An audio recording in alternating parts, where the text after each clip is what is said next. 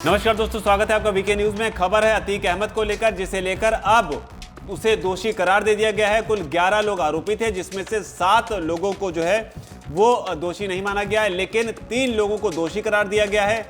अशरफ, जो कि अतीक अहमद का भाई था, उसे दोषी नहीं माना गया है, लेकिन एक शख्स की इस मामले में 11 लोगों में से एक की मौत हो गई थी। लेकिन जो बड़ी खबर आ रही वो ये आ रही कि अतीक अहमद सुनने के बाद में जब उसे दोषी करार दिया गया, तो फैसला सुनने के बाद में वो फूट फूट कर रोने लगा। उसके अलावा जो उसका भाई था अशरफ, वो भी फपक फपक कर रोने लगा। क्या है पूरी खबर, आपको सिलसिलेवार तरीके से बताते हैं। दरअसल माफिया से राजनेता बना अतीक अहमद आज प्रयागराज में जो एमपी एमएलए की कोर्ट है, जब वहां पर उसे दोषी करार दिया गया, तब उसकी आंखों में बताया जा रहा है आंसू निकल आए। बड़े ध्यान से वो सुन रहा था, लेकिन इसके बाद जैसे ही उसने फैसला सुना, सुनते ही उसकी आंखें छलक गई। इसके बाद वो रोने लगा।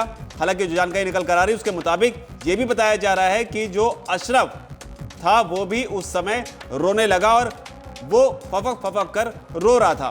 पूरा मामला भी आपको बता देते हैं। दरअसल 25 जनवरी 2005 को बसपा के विधायक राजू पाल की गोली मारकर हत्या कर दी गई थी। इस केस में अतीक अहमद और उसका भाई अशरफ दोनों आरोपी बनाए गए थे।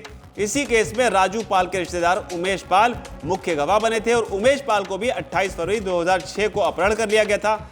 इसी का आरोप अतीक अहमद और उसके साथियों पर लगा था। उमेश ने आरोप लगाया था कि अतीक ने उसके साथ मारपीट की और जान से मारने की उन्हें धमकी दी है।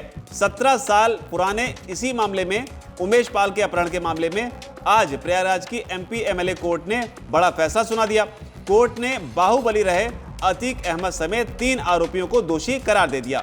इसी मामले में कुल 11 आरोपी थे, इनमें से एक की मौत हो गई। इतना ही नहीं, कोर्ट ले जाते वक्त वकीलों ने भी अतीक अहमद के साथ धक्का मुक्की की। अदालत ने अतीक, वकील सौलत हनीफ और दिनेश पासी को दोषी करार दिया है।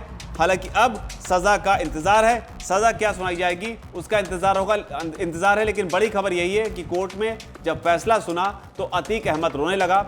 इसके साथ ही जो एक लंबा सिलसिला चला क्राइम का, उसका भी आप इसे अंत कहिए और ये समझिए कि कानून के आगे किस तरीके से एक बाहुबली घुटने पर आ गया। बताया जाता है कि अतीक अहमद का इलाके में इतना खौफ था कि अगर किसी व्यापारी के पास में उसका फ़ोन चला जाता तो व्यापारी के हाथ पांव फूल जाते थे कि अब आखिर करे तो करे क्या, क्योंकि जान हलक में आ जाती थी, क्योंकि सवाल हो जाता था जिंदगी और मौत का। और अतीक अहमद का खौफ इतना हुआ करता था। लेकिन आज जब फैसला सुनाया गया तो उसी खौफ को बरकरार रखने वाले अतीक अहमद के भी पसीने छूट गए और उसे एहसास हो गया होगा कि कानून का राज क्या होता है। बहरहाल इस खबर में इतना ही। वीके न्यूज, राष्ट्र के नाम।